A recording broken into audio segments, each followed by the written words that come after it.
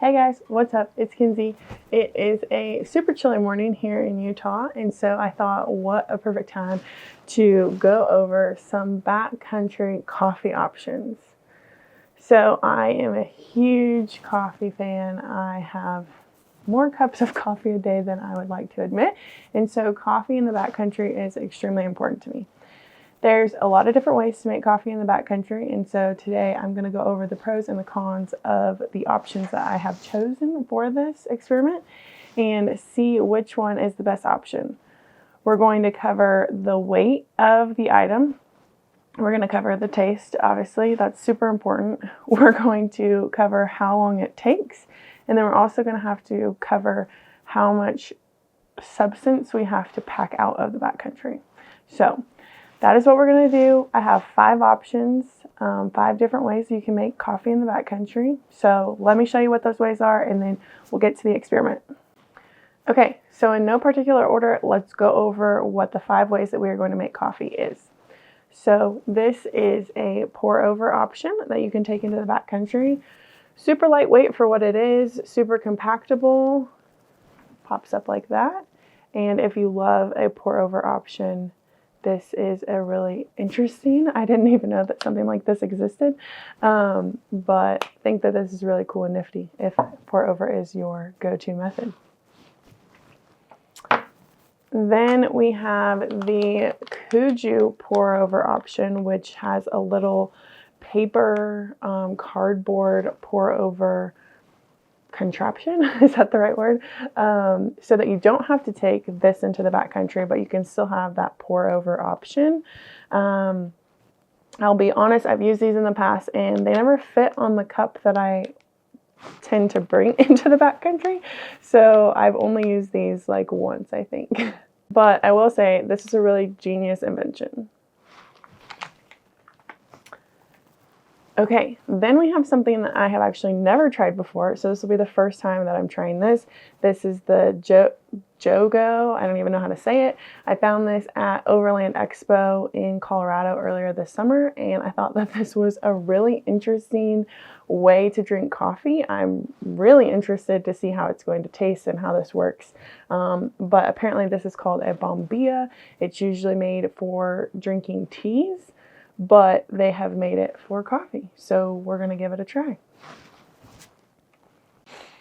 Okay, next up, I'm going to be honest, the last 2 are the 2 that I use all the time. And so I might have a little bit of bias towards these, but I'll tell you the reasons why. So this is Backpacker Blend by Huxley. This is a tea bag with coffee in it. So you can still have that real coffee taste without it being instant, but having the easy cleanup. It's in a tea bag, pretty minimal options there. If you're just like me and I hate instant coffee, I feel like this is a pretty good option. And then last but not least, we have instant coffee.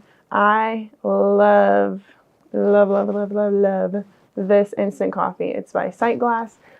It is a really awesome, just flavorful, doesn't taste like crap instant coffee. Like I said, I'm a big coffee snob, and I think that a lot of instant coffee tastes like crap. And this is probably, if I was going to do instant, one of the only instants that I would use. Okay, so first off, I want to get a weight of each of these systems so that we know which one is the lightest. So the instant coffee is 0.25 ounces. The Huxley Backpacker Blend is 0.6 ounces. The Kuju coffee is 0.63 ounces. The Jogo and the coffee that is needed for that is going to be 1.62 ounces. And then the pour over with filter and coffee is 3.77 ounces. So no surprise there, the instant is the lightest. The Kuju and the Backpacker Blend are very similar. And then this is definitely the heaviest option. But let's see if the taste and the time makes up for the weight somehow. Okay, to make sure that we are doing a fair comparison, all of these coffee options are going to make 8 ounces of coffee.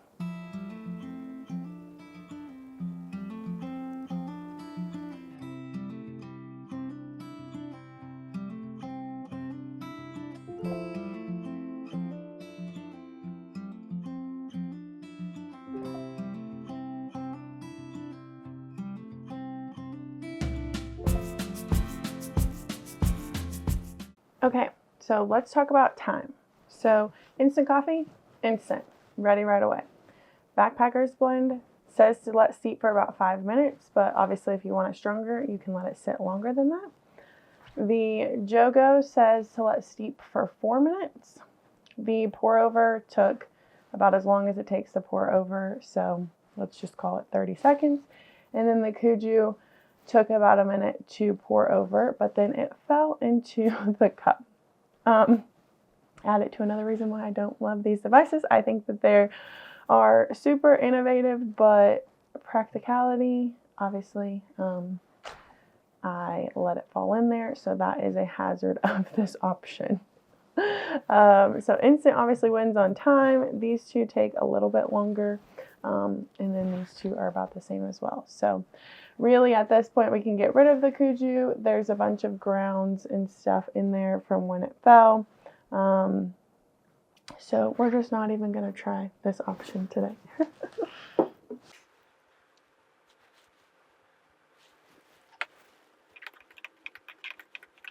So, moment of truth. Let's try them. I'll rate them on taste, and then we will go from there. So, the pour over.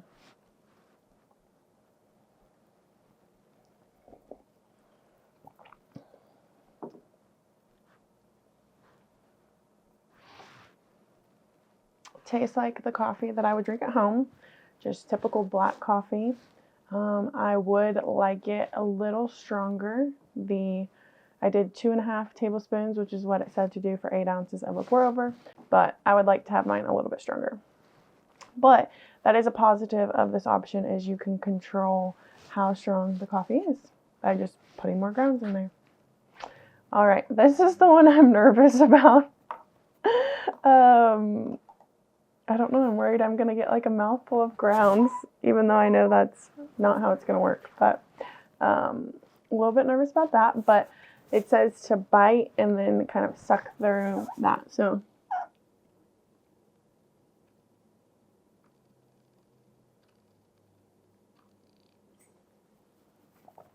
okay.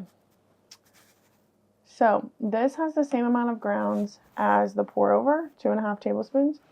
I would say that this is significantly stronger than the pour over option. And I was worried about how I was going to feel about drinking hot coffee through a straw, but I actually don't mind this. It's actually really easy, tastes good, and yeah, I have no complaints. I actually kind of like it. This is interesting. Hi, Banjo. All right, Huxley, a tried and true favorite of mine.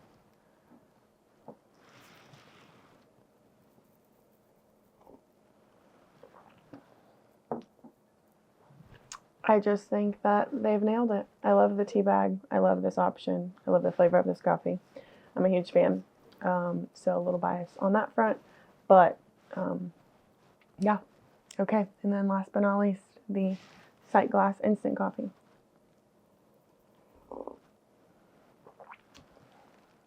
I could just have this all the time. This is a disclaimer. This is just such a different type of coffee. Like, these are just your standard black, like what you would get. I feel like if you if you made coffee at home, you're not going out and buying like really expensive specialty coffee. These three are that. This is in a different level. To me, it's very like boutique coffee, very high-end beans, lots of flavor. And so it's just different, and I think that if you're used to drinking regular coffee, this might not taste good to you. It's got some like chocolate notes, toffee, let's see what else. Yeah, toffee, grape, and red apple. So this is just like, I think, in a different category of coffee, but I think it's so good. This is the one that I think tastes the best. But like I said, it's a little unfair of a comparison. So between the other three, this is the one that I probably would normally say, but I actually really enjoyed this option. It's a new option for me. Like I said, I had never tried it before. You guys are here for that. And I think it's just a super cool tool that I could use for overlanding, for backpacking, for just car camping, really anything. And so I think that this is really cool. Definitely gets bonus points for just being unique and different. But I don't think that any of these are a bad option. I would take all of these out into the backcountry. I'd probably do something more like this if I was camping with a lot of people and I was responsible for bringing stuff for everybody. But yeah, I would love to know the way that you guys make coffee in the backcountry and what works best for you. And if there's a way that I didn't show here that is great, and I'll try it and maybe learn something new. Okay, so real quickly, let's just weigh what we would have to carry out of the backcountry. So for the instant, it's just going to be the packaging, which is 0.07 ounces. So we love the minimal trash there. Okay, so for the Backpacker Huxley blend, we will have to pack out not only the packaging, but the tea bag, which weighs 1.69 ounces. For the pour over, we'd have to carry out our grounds, the pour over, and the bag that we brought our coffee in, which is 4.69 ounces. Okay, one thing I think about the Bombilla, even though I really like it, it is probably the most difficult to clean up. So maybe it gets some points knocked out from there because I have to clean this out. I'm going to have all the grounds stuck at the bottom of my cup. But if you just have a certain type of coffee that you really just love and cannot live without, this would be the way to make that happen. Okay, so that is what it looks like at the end. And you're going to have to figure out some way to get all of this into here, which I think is going to be difficult.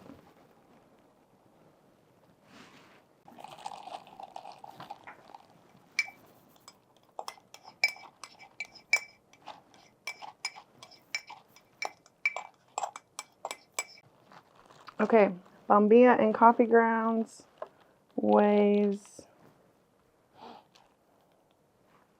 approximately 2.22 ounces.